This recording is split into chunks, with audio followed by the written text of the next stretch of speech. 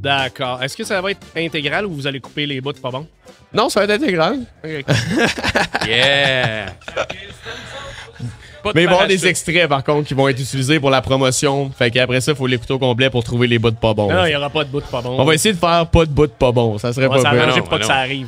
Eh bien, messieurs, Microbrasserie Charlevoix, bonjour, ça va bien? Salutations. Très bien, merci. Aujourd'hui, on est avec Fred et Phil, c'est bien ça? Exactement. Yeah. Fred ici, Phil Phil là-bas. là, bonjour. There you go, there you go. Hey, merci d'être là, les boys. Aujourd'hui, on pourrait commencer en dégustant une bière parce qu'on est au Festibière, hein? Fait que, Exact, en plein cœur du Festibière de Québec. Ben oui, c'est. Hey, Maïka, désolé, là, c'est ça. Si quelqu'un tombe sur ce podcast-là, il va faire c'est qui la fille qui vient de parler, tu sais. Maïka, merci d'être là, de Je vois local. Puis moi, ben, je suis Alexis. Je suis aussi animateur d'un podcast qui s'appelle Avocodac Podcast. Et c'est pour ça qu'on est ici aujourd'hui pour faire un podcast qui parle de bière. Ouais. Exact. En collaboration avec le mouvement Je bois local ainsi que les boutiques. Fait qu'on les remercie pour toute l'organisation là, derrière. Puis aujourd'hui, il fait pas beau. C'est la première journée. Mais il y a de la bière. Mais il y a de la bière. Fait qu'il fait beau dans nos cœurs. Les c'est ça qui est verres important. sont steamés même. Ouais, Tellement que c'est humide.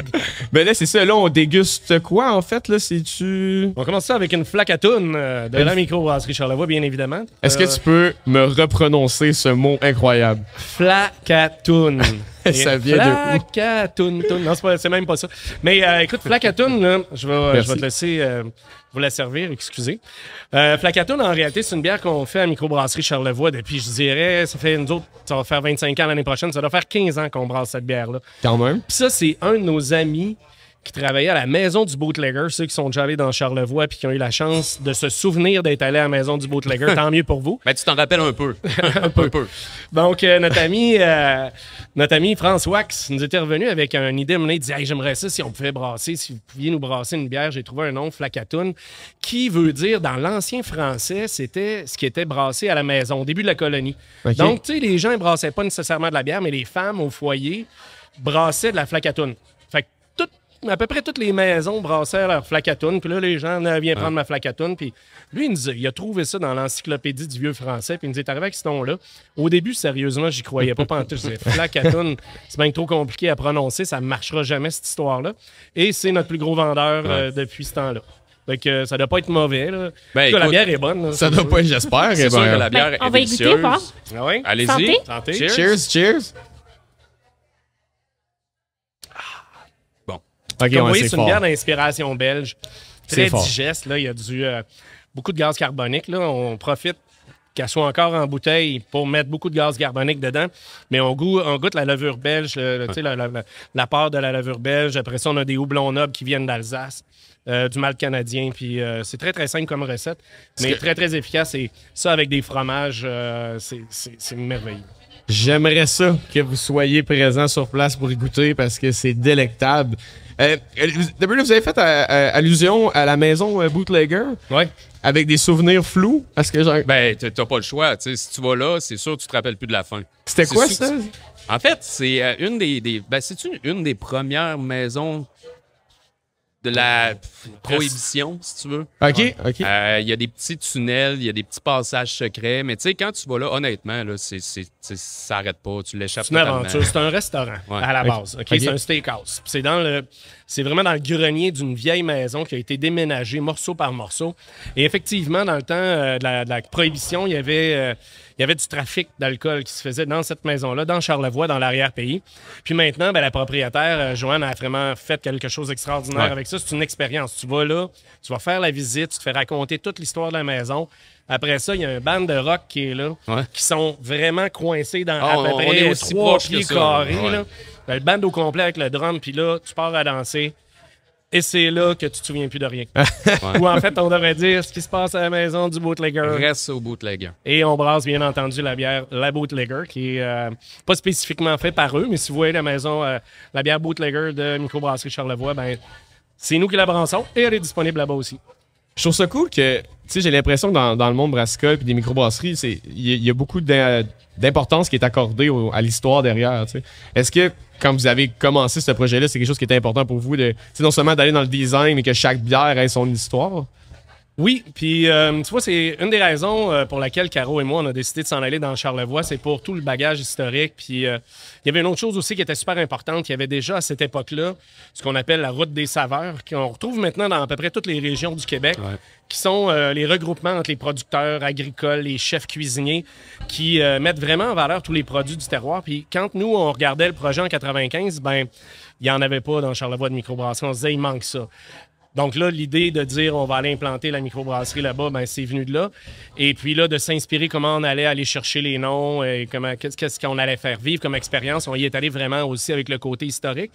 Mais vous avez sûrement cru remarquer un certain virage dans notre image marketing au cours des dernières années parce que au départ, mettons, on va se dire que c'est Unibrou qui était vraiment parti fort avec cette idée-là. Mais pas mal tout le monde a adopté cette idée-là. Puis là, ça devenait très difficile de se démarquer sur les tablettes parce que tout le monde avait des noms de rivières, puis des noms de légendes, puis des choses comme ça. Fait qu'il a fallu user d'astuces pour arriver maintenant avec des visuels qui frappent. Mais on continue quand même à vouloir raconter l'histoire de notre région, ça, c'est sûr. Mais tu sais, il faut pas se mentir. C'est vrai ce que tu dis, Fred. Tout le monde veut s'approprier un peu le terroir. Comme dans chaque municipalité, dans chaque région, il y avait une fromagerie, qui avait le fromage de la place. Mais maintenant, aujourd'hui, tout le monde a sa microbrasserie. Puis, pour Frédéric et Caroline, les propriétaires, c'est vraiment important que dans notre image, ce soit Charlevoix. S'il y a une montagne qui ressemble pas à une montagne dans Charlevoix, ça passe pas. Ah non, je suis tannant là-dessus. Là. J'arrive avec des concepts, il y a un sapin, je dis, il est sur quelle montagne, ce sapin-là? C'est pas le bon sapin. Non, on a dit ça, ce sapin-là. Ben oui, je l'ai vu dans... OK, c'est correct. Mais c'est important, puis je pense que c'est une de nos forces, justement, de faire rayonner la région, d'être l'ambassadeur de la région avec nos décors qui sont quand même merveilleux. Là. Tout le monde, ou presque, est venu dans Charlevoix ou va venir dans Charlevoix.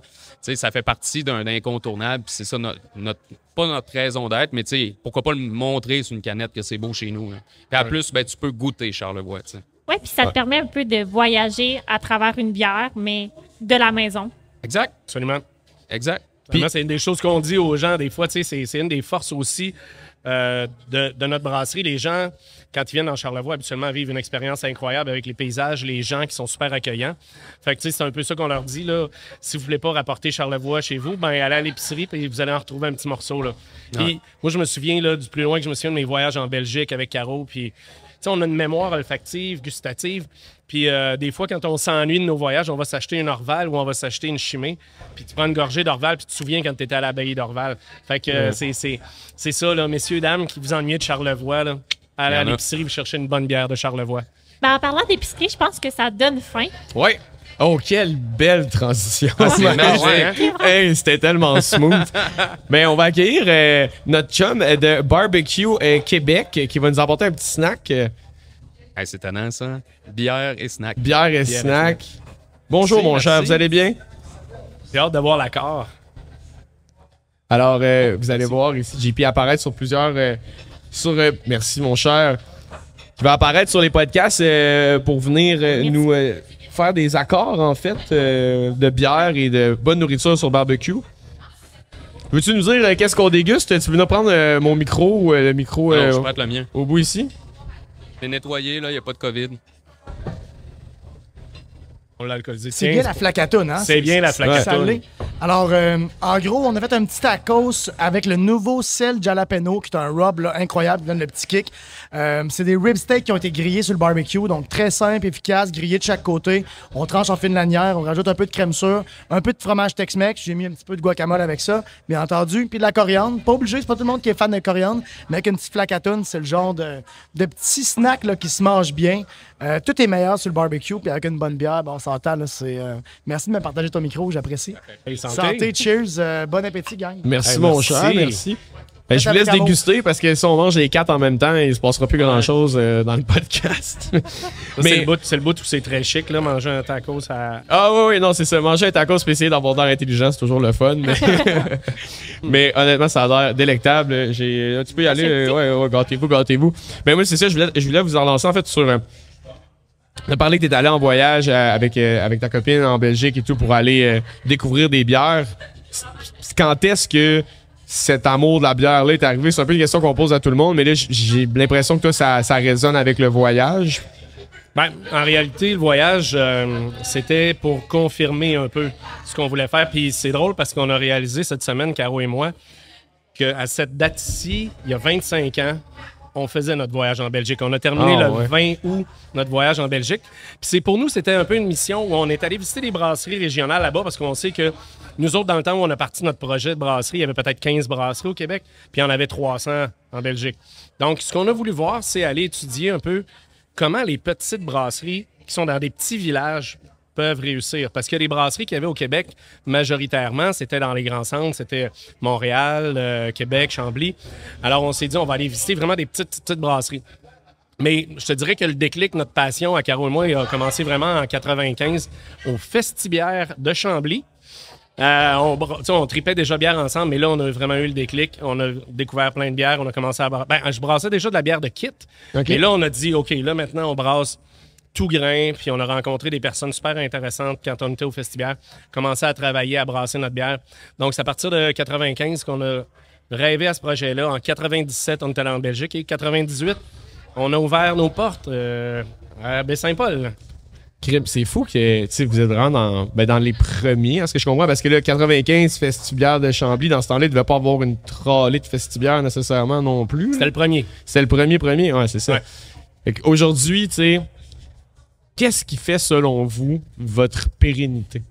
Qu'est-ce qui fait que vous êtes capable de durer dans le temps versus les autres? Parce qu'il y en a de la bière au Québec, il y en a de la microbrasserie. Tu sais, personnellement, là, nous, ce qu'on se fait dire souvent, c'est la constance des produits. OK. Tu sais, tu ouvres une flacatoune aujourd'hui, tu vas ouvrir une flacatoune demain, ça va être la même chose. Le goût va être toujours le même. C'est vraiment quelque chose de très, très important chez nous. Et dur à faire aussi, là. Définitivement, parce que, tu sais, il y en a beaucoup qui vont sortir des nouveautés aux semaines, puis c'est correct aussi, on en sort de plus en plus. Et tu sais, ça peut arriver aussi qu'on en jette parce que c'est pas ce qu'on recherche, c'est pas le goût qu'on veut. Fait que nous, je pense que c'est ce qu'on se fait dire régulièrement. C'est le fun parce qu'à chaque fois que je prends une vache folle ou peu importe, je sais que ça va être bon. Puis ça se résulte un peu sur le service à la clientèle. T'sais, on a rarement, puis on va toucher du bois, mais on a personne qui va lui dire « Ah non, elle n'était pas buvable ». Ça arrive vraiment, vraiment rarement. Puis, tu sais, c'est un point de fierté, c'est vrai ce que Phil dit là chez nous. S'il arrive un problème avec un produit, on n'hésite pas 2 minutes à faire un rappel, à aller rechercher ses tablettes. Ça fait vraiment partie là, de notre ADN. C'est l'expérience client. Ouais, puis j'imagine que vous pouvez sûrement plus vous le permettre aussi, justement, parce que vous n'êtes pas quelqu'un, le micro qui commence ou quoi que ce soit. Hey, dès le début, je n'embarquais pas dans une histoire qui n'a pas d'histoire, qui n'a pas d'allure, mais regarde, je vais quand même le dire. En 99, là, comme toute brasserie qui démarre, c'est dur. On était vraiment là, on était à la dernière scène, on mangeait du beurre de pinot. Puis dans le temps, là, on était vraiment. J'appelais parce que. Moi, je brassais, Caro puis moi, on embouteillait. Après ça, je prenais un truck de la laiterie Charlevoix puis avec mon ami Philippe, puis on partait livrer à Montréal, puis on revenait. Mais dans ce temps-là, je demandais de payer sur livraison pour avoir de l'argent pour commander le malt que j'avais besoin de brasser la semaine d'après. On revient de loin, là. Puis un jour où est-ce que j'avais passé toutes mes commandes, j'étais prêt. Là, on arrive pour embarquer à la bière, on fait un dernier test de goût, puis... non, elle marche pas. Là. Elle est contaminée, cette bière-là. Il y a quelque chose qui marche pas. Fait que j'étais avec Caro, on essaye 2-3. Écoute, on pleurait. La bière elle était contaminée. Ça arrive. Elle était pas bonne. Puis on n'est pas allé à livrer. Là. J'ai rappelé tout le monde. J'ai dit, oubliez ça. Fait que là, on a pris ce qui nous restait d'argent. On a acheté vraiment un méga pot de beurre de pinot. Parce qu'on savait qu'on allait en manger pendant au moins 2 semaines. Puis non, là, même dès le départ, ça faisait partie de ça. Puis c'est une des choses, je pense, qui a fait partie de notre histoire depuis le début. Ça a toujours été travailler sur la stabilité, qualité. Puis la qualité, tu sais, ça peut être un peu subjectif parce que quand je parle de qualité, je veux pas dire « Ah, moi, j'aime pas de la bière au citron, toi, t'aimes de la bière IPA. » Ça, c'est pas de la qualité. C'est pas une question de goût. C'est pas une question de goût. C'est est-ce que tu es stable? Est-ce que ta bière est contaminée? Est-ce que tu la ramasses quand elle est contaminée? C'est plus ça qui était mon point. Puis, tu sais, moi, je suis un ingénieur à la base. Fait que c'est sûr que moi, les patentes, les machines, les bébelles, ça a toujours fait partie de... Tu sais, ça n'a jamais été gênant pour moi d'investir là-dedans, puis pour Microbrasserie Charlevoix. Puis c'est un peu ce que Phil disait. Je pense qu'on est reconnu aujourd'hui pour avoir des produits qui sont stables. Et... on a beaucoup de, excusez-moi l'anglicisme, de repeat sur nos produits. Ouais, la Flacatoune, ça fait 20 ans qu'on fait ça. Les Dominus Vobiscum, ça fait 22 ans qu'on fait ça. Puis on embrasse encore. Puis c'est un casse-tête pour nos directeurs de production puis tout ça de dire comment est-ce qu'on pourrait rentrer une nouvelle bière dans l'horaire de production parce que on a beaucoup de rappels. Si on sort une nouvelle bière demain matin, juste pour dire, OK, dans 2 semaines. Ouais, dans 2 semaines, on sort une nouvelle bière. Ça, c'est-tu vrai? Ou... Oh, OK. Mais tu sais, juste faire un petit bon là-dessus, c'est qu'on va sortir une bière. Mais tu sais, on l'a testé plusieurs fois. Et on l'a refait, on l'a peaufiné, on en a jeté. Tu sais, je veux dire, on la sort pas parce que, hey, on a fait une recette, c'est elle qu'on veut, puis OK, ça donne ça. Il faut la goûter. Puis on la met en canne, puis on la vend. Exact. Non. Il faut la goûter. Si Fred l'aime pas, ça passe pas. S'il y en a d'autres qui... Ben, c'est ça qu'il faut aussi. Il y a quelqu'un qui dit « Ah non, moi, je trouve qu'elle est trop... elle goûte le métal ou elle vieillit mal. » Puis il faut aussi qu'elle vieillisse. Il faut qu'on voit aussi dans le temps, c'est-tu bon? Ça va-tu durer, ces tablettes? Fait que ce qu'on sort dans 2 semaines, ben, ça va être quelque chose de très, très bon puis de très, très fort. Ça va être... Votre période de test, c'est quoi? Parce que ça dépend. Ça dépend de la bière. Quand tu parles de vieillissement, là, comme... Celle qu'on sort dans 2 semaines, on l'a fait 5-6 fois, je pense. 6 fois. L'avantage qu'on a, c'est que maintenant, on a une usine de production, puis on avait le Saint-Pub où on a parti en 98. On a un système de brassage de 1000 litres au Saint-Pub. Puis, on a acheté un petit kit qu'on appelle le Staff Beer Kit, là, excusez l'anglicisme. On cherche encore un nom. Un nom français parce que on a notre brasseur est néo-zélandais. Fait que quand il est arrivé, il parlait à peu près pas français. Puis c'est lui qu'on a mis sur le dossier d'acheter un petit kit de brassage pour le staff. Fait que pour faciliter la tâche, on appelait ça le Staff Beer Kit. Puis c'est resté. Fait qu'on a un petit kit de 250 litres dans lequel on peut s'amuser. On a le resto dans lequel on fait des 1000 litres. Puis là, on écoute les feedbacks des clients. Puis j'ai failli dire, Puis celle qui sort dans 2 semaines, ben ceux qui viennent au pub souvent doivent se douter un peu ce que c'est parce que c'est une des bières qui nous a été les plus demandées depuis 1 an et demi environ. Fait que il y a eu beaucoup de travail qui a été fait, on l'a peaufiné. Puis la recette qu'on a dans le fermenteur là, on égoutte puis on se dit ça a vraiment valu la peine de travailler puis de continuer à changer vraiment des micro-détails dedans. Mais là, elle est fine, croustillante. Elle est croustillante. Une bonne amertume. Ça finit par un A. Puis un P en avant. Puis il y a peut-être un I en avant. Il y a d'autres choses. Mais il y a d'autres choses.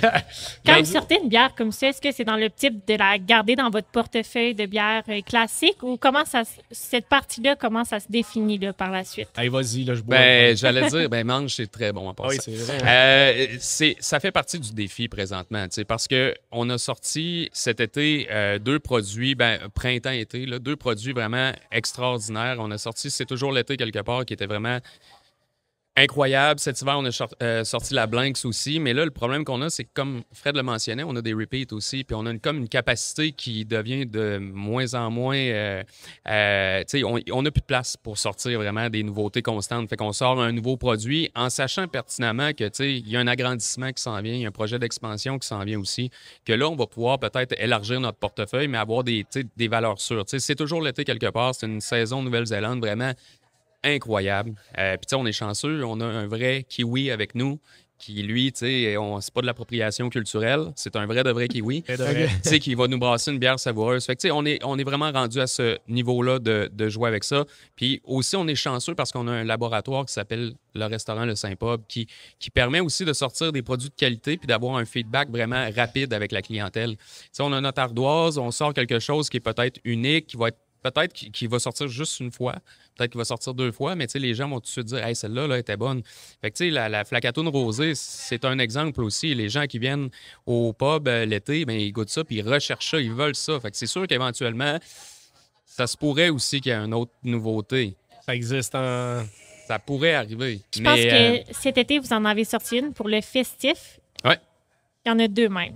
Il y avait 2 versions différentes. Il y a la classique et la nouvelle aux fruits. Puis ça, le festif, puis c'est vraiment important d'en parler aussi parce que c'est un des rares festivals au Québec qui est 100% microbrasserie. On parle beaucoup, il y a eu la pandémie, on parlait de l'achat local, l'importance de justement d'aider son voisin, si tu veux. Mais nous, c'est un partenariat qui s'est fait naturellement avec Fred avant que j'arrive. Qui dure depuis 10 ans. On fêtait notre 10e anniversaire de partenariat avec le Festif cette année. Ça veut dire que, dis-toi une chose, là, des festivals de musique qui, déjà, il y a 10 ans, ont laissé tomber les méga brasseries parce qu'ils ont fait confiance à une micro. Il n'y en a pas beaucoup. Mais on a développé un partenariat qui est au-delà de juste fournir la bière. Ouais. Parce qu'eux, ils ont une mission très, très sociale puis très développement durable. Puis un jour, ils nous parlaient un peu de... Ils aimeraient ça qu'on brasse une bière pour le festif. Mais tu sais, on était là, ben brasser une bière pour brasser une bière, je ne sais pas trop comment on pourrait faire ça. Puis Nico, notre artiste brasseur, est arrivé avec l'idée, il a vu ça en France, qu'il y avait des brasseries qui utilisaient le pain qui avait été non vendu en France. En France, on se comprend, le pain puis la baguette, ça fait partie pas mal de la culture. Une brasserie qui a commencé à broyer le pain et l'utiliser en remplacement du malt. On a dit, on va faire des tests avec ça. Puis on en a parlé avec la gang du festif. Ils ont dit, hey, c'est tellement hot. On a la boulangerie à chacun son pain. On a approché la boulangerie. On a dit, avez-vous des invendus, du pain qui vire sec, que tu mets au compost? Oui. Ben nous, on va le revaloriser. On va faire une bière avec. Fait que ça fait 5 ans maintenant qu'on a cette bière-là. La Festif 1, qu'on appelle dans notre jargon à nous. La Festif 1, qui est une bière qui évolue aussi avec les années, mais dans laquelle on a à peu près un 10-15% de pain non vendu qui a été broyé au petit grinder. En tout cas, ça, c'est... puis à la main, des fois. Ça, c'est le bout très artisanal du projet, là. Mais puis, on intègre le pain dans cette bière-là. C'est une India Pale Lager. Fait que c'est une bière qui est quand même avec une bonne amertume. Les tripeux de houblon, on l'aime beaucoup, mais très digeste aussi en même temps. Et qui répond à la mission sociale du festif. Et cette année, ben... ils voulaient en avoir une deuxième. Fait que les bières aux fruits sont populaires. On a dit, on va faire une version un peu différente. Qui pourra changer dans les autres années, mais la IPL originale, la 1, ben, elle va rester pour avec eux. Fait que c'est vraiment un beau partenariat. Puis c'est même pas une... C'est pas une relation d'affaires, c'est vraiment des amis qui... Ça, c'est vraiment plaisant. T'sais. Ils travaillent avec nous, on travaille avec eux, on s'appelle, OK, t'as-tu ça? Puis on fait un party, besoin de 2 fûts, veux-tu être DJ? C'est on plaisant. On a DJ champion qui vient, on va faire quelque chose au local. Tu viens de faire un set de DJ Fred avec DJ Jean-Melo? J'ai déjà fait ça, moi. J'ai fait un set de DJ avec DJ champion, qualité motel, c'est pas rien. Non, DJ Macao, ça vaut la peine. Dans un party avec la gang du festif, je te dirais c'est un mariage naturel. Là. Mais je pense que dans le monde de la microbrasserie, il y a un beau sentiment d'appartenance, mais aussi de collaboration, de fraternité. Puis ce qui est vraiment bien, comme vous expliquez, il y a aussi la boulangerie de Charlevoix. Fait que ça vient vraiment comme une bière plus de famille que plein d'acteurs locaux vont... T'as tellement raison, Maïka. Là. Moi, je viens de d'autres milieux. Là, vraiment, là, qui n'étaient pas dans le domaine brassicole du tout. Je connais Fred et Caro depuis un bon bout de temps quand même. Puis on se parlait. Puis il y avait un petit flirt, là, j'aimerais ça travailler pour vous, mais dans quel cas je peux rentrer, puis dans quel... C'est ça qui est merveilleux dans le monde des microbrasseries. Il n'y a pas de compétition. Il y a toujours la compétition de, oui, on veut sortir le meilleur produit, oui, mais pas au détriment de piler sur l'autre. Puis ça, c'est vraiment... Moi, ça m'a surpris en arrivant dans ce milieu-là de combien d'appels Fred peut recevoir d'une microbrasserie. Puis même des fois, il n'appelle d'autres. Puis oui, ben moi, je fais ça comme ça. Mais tu peux arranger ça de même. Puis moi, j'étais comme, hein? Tu sais, dans d'autres business, c'est pas ça, là. Tu veux manger le concurrent. Phil était là, puis il disait, là, j'ai une idée, telle affaire. Puis là, après ça, qu'est-ce que tu penses qu'on pourrait faire avec ça? Ah, telle brasserie, là, déjà fait, telle brasserie, appelle-les. Là, OK, là, je l'appelle. Ah oui, ben oui, nous, on fait ça. Hein? Fait qu'il n'y a pas juste de la collaboration, il y a aussi de l'échange d'informations. Oui, ça, c'est ce qu'on voit pas, dans le fond. On voit les collabos entre telle ou telle microbrasserie, mais les petits coups de main, là, puis il y en a plein chaque jour. C'était quoi ton background pour le fun? Moi, j'étais animateur radio pendant 5 ans. Ah ouais, Après ça, j'ai été attaché politique pendant un autre 5 ans. Puis j'ai été aussi journaliste à la fin. Puis là, aujourd'hui, coordonnateur communication marketing pour la micro. Hey, il m'a déjà passé en entrevue, tu sais. Avant que vous travailliez, ça? Ouais, nous, on se connaissait. Moi, je suis arrivé justement par la radio parce que Fred, il faisait des interventions, on avait des nouvelles, puis il présentait des produits. Tu sais, on se côtoyait régulièrement. On a les mêmes passions avec Caro aussi sur la Grèce, les voyages, tout ça. On s'est rencontrés. Puis, on s'est toujours... là, tu sais, il avait quasiment juste envie de m'inviter. Il dit, on devrait inviter Fred Tremblay faire une chronique de bière. Là. Puis après ça, on prenait de la bière puis on jasait pendant des heures après. Puis, tu sais, il était vraiment... Qu'est-ce que je pourrais faire pour me joindre à votre équipe? Puis ça, c'est un peu particulier parce que... C'est bizarre, comme demande de job. C'est qu'est-ce que je pourrais faire? Et ça fait tellement avec, je te dirais, la raison d'être de Microbrasserie Charlevoix. C'est très particulier parce que il y a beaucoup de personnes, quand on regarde les gens qui font partie de notre équipe aujourd'hui, là, qui sont pas du tout rentrés dans le poste pour lequel ils ont appliqué il y a 4-5 ans. Tu sais, il y a une évolution. Les gens viennent... Là, on a de plus en plus de personnes qui nous envoient vraiment là, des communications qui disent Trouvez-moi quelque chose, je vais travailler en microbrasserie Charlevoix. Mais c'est vrai, pareil, parce que, tu sais, si on regarde à la microbrasserie Charlevoix, tu sais, des gens de Baie-Saint-Paul, des purs. Moi, je viens de Québec, Charlebourg, en haut. Je suis à Baie-Saint-Paul depuis 15 ans. Il y a la Nouvelle-Zélande, il y a un Français, ça vient d'un peu partout, des gens de Montréal, mais tout le monde a le sentiment d'appartenance microbrasserie Charlevoix. Puis Fred a raison, moi, je passais pas une entrevue. J'ai rencontré le directeur général, les RH, on jasait. Ils voulaient me rencontrer. Je m'en vais chez nous. Bon, mais on t'offre une... Hein?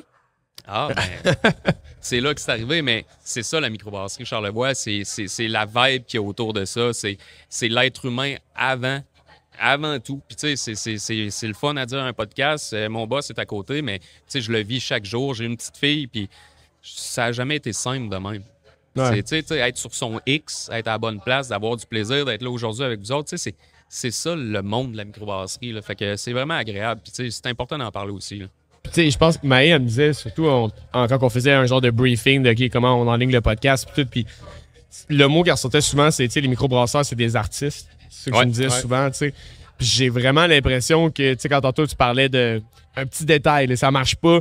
Moi, je dis souvent, l'art, c'est comme un amalgame de petits détails, justement, qui fait que c'est ça qu'on aime. Tu sais, ça n'a pas été, pardonnez-moi le bon keb ici, mais botché. Tu sais. Ouais. On a vraiment travaillé chaque coin pour être sûr que tout soit parfait.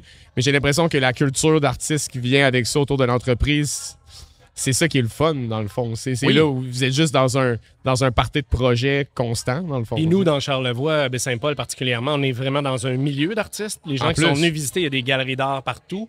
C'est pour ça que nous autres, notre maître brasseur, on l'appelle l'artiste brasseur, c'est pas le maître brasseur. Ouais. Puis, tu sais, c'est vraiment cette ambiance-là. Puis, je te dirais une chose aussi qui a évolué avec le temps, avec Caro. Comme je disais tantôt, ça fait 24 ans, ça va bientôt faire 25 ans qu'on a fondé l'entreprise. Tu peux pas rouler 25 ans en étant le big boss de tout le monde, puis en donnant des ordres, puis en ayant une structure qui fait que le monde attend que tu leur dises c'est correct. Fait que tu sais, on a vraiment fait un virage il y a un bon nombre d'années, une dizaine d'années, je te dirais, où est-ce que on a cherché des gens qui étaient autonomes, qui travaillaient, le travail d'équipe, bien entendu, on le dit souvent, là, le travail d'équipe. Nous autres, le travail d'équipe, c'est super important parce que les équipes sont autonomes, puis les gens au sein de l'équipe sont autonomes. Partez avec votre affaire. Faites vos affaires, vous revenez, puis après ça, c'est très, très horizontal comme structure chez nous. Fait que c'est pour ça que, tu sais, ça a l'air bizarre quand on dit, il y a des personnes qui disent, ben moi, je veux juste joindre Microbrasserie Charlevoix, puis vous allez me trouver quelque chose, parce que, maintenant, on se dit, ce serait bien, on aurait besoin de quelqu'un qui a des talents dans telle fonction, puis Phil, il en a un peu, puis l'autre, puis après ça, on part un comité qui travaille là-dessus. Je te dis, c'est un peu bizarre à expliquer, là, mais c'est une structure... Tu fais un méchant saut là, quand tu rentres à la microbrasserie Charlevoix. Honnêtement, tu fais un saut parce que d'habitude, tu as une hiérarchie. Tu as ton patron, toi, tu es là, puis il y a une pyramide, tu as des comptes à rendre. Là, c'est... On veut arriver là, rends-toi. T'es redevable de tout le monde dans l'équipe. T'es pas redevable à Fred. Tu sais, la gang de marketing, là, ben, ils ont des budgets. Puis il y a la gang des budgets. Moi, d'ailleurs, je voulais t'en parler, Fred. Fait que, tu sais, je veux dire, bon moment. Eux autres, ils se négocient ensemble, ils travaillent là-dedans, puis après ça, maintenant, ben, ils se disent, là, il t'en reste plus. Mais en tout cas, on passera pas 2 heures sur les structures d'entreprise, mais ça fait partie de l'ADN. Ça fait vraiment partie. Une des choses qui est les plus importantes, nous autres, là, c'est vraiment l'épanouissement personnel. Tu sais, on dit souvent travail-famille, mais je te dirais, c'est vraiment la relation épanouissement personnel, famille, travail, tout ça. Une belle conciliation entre les deux. Puis c'est le mot que je cherchais, conciliation. Je suis là pour toi, Fred. Mais c'est ça. Puis, tu sais, moi, je suis l'exemple type. Tu sais, là, je pars. Tu sais, c'est drôle. Tu sais, je me sentais mal de partir en paternité parce que j'ai pas l'impression de travailler du tout. Tu sais, j'ai hâte de voir mes collègues. Tu sais, il y a eu la pandémie, on est chacun chez soi, mais tu sais, on avait hâte de se parler, de se voir, de se côtoyer, puis tout ça. Fait que, tu sais, tu pars-tu en vacances bientôt? Ben, oui, mais je n'ai pas de besoin. Là, je veux dire, je suis pas brûlé, j'ai du fun. C'est le fun. Fred que t'en parles. Ouais, c'est ça. Ben, mets-les dans mon budget. Finalement, on annule les vacances. Ouais, c'est ça. Plus de vacances. Mais tu sais, c'est vraiment, c'est ça qui est le fun. Tu sais, je vous écoute parler depuis tantôt. Tu sais, c'est votre première un peu podcast, un peu avec tout le monde, mais vous allez avoir tellement d'histoires différentes. Tout le monde a eu ses embûches. Tu sais, bon, t'en as eu plus que d'autres parce que ça fait longtemps qu'ils perdurent. Puis, tu sais, il y en aura d'autres. Pénurie de main-d'œuvre, c'est sûr que ça va frapper d'en face à tout le monde. Oui, puis j'imagine qu'à Charlevoix, c'est quand même un plus gros facteur. On est dans une moins grosse population, il y a moins de monde. Mais en même temps, il y a le sentiment de petit village parce que comme tout le monde s'entraide aussi. Là, c'est pas évident parce que quand nous, on est revenus, on avait 28 ans, mais on était en couple. Ouais. Mais quand on va essayer de chercher des gens pour venir se joindre à notre équipe à l'extérieur, mais qui sont pas en couple, ben faut qu'on leur trouve quelqu'un. Ah, c'est ça la blague. C'est Tinder de Charles Tu veux le garder, trouver une blonde ou un chum. Sur leur site web, il y a candidature pour être en couple et candidature pour travailler chez Charlevoix. Et après ça, tu as le logement dans un autre. On n'y avait pas pensé. Oui, c'est ça. Brasseur cherche brasseuse cherche couple, en tout cas. Mais ça serait pas pire un Tinder de l'emploi. L'amour est dans le pré, mais version brasseur. Tu sais, c'est la version trucker, là, je veux la version brasseur. Je pense que l'amour est dans le camionneur ou quelque chose comme ça qui sort bientôt. Fait que c'est votre chance, je pense. Pour l'amour est dans le fermenteur, c'est moins. Je peux pas aller dire pas cher, écoute. Mais pour vrai, merci beaucoup de comment vous nous avez raconté votre histoire, comment... en fait, votre culture d'entreprise, pour vrai, juste à vous entendre parler, j'ai le goût de boire votre produit, j'ai le goût de boire votre bière parce que j'ai l'impression de comme participer à un genre de gros party de famille. Puis c'est quelque chose qui est... J'ai le goût, tu sais, il y a tout le temps, je sais pas, quand vous buvez une bière, tu sais, ou tu présentes une bière, c'est sûr, tu vas faire, hey, ça, c'est une bière de telle place, puis ils sont de même, puis c'est ça leur culture d'entreprise. On dirait que ça vient, quand je bois une bonne, on s'entend, je parle pas de ça. C'est difficile. C'est plus dur, c'est plus dur à vulgariser. Mais vraiment, c'est le genre de truc que je trouve qui est cool avec vous. Ça vient avec une histoire. Vous êtes là depuis longtemps, puis je pense que vous êtes là pour rester. Qu'est-ce qui s'en vient pour vous si on est capable de faire un petit ellipse vers le futur? Y a quelque chose que vous avez le droit de dire? Nous reste combien de temps? Vous avez droppé des lettres tantôt pour une bière avec déjà ça. Il manque le plus important. Mais on a... ben justement, là, présentement, on fournit plus. Là. Les problèmes, tantôt qu'on parlait, c'est on sort des bières saisonnières, puis là, les gens nous disent, c'est bon, peux-tu la refaire? Non, on n'est pas capable.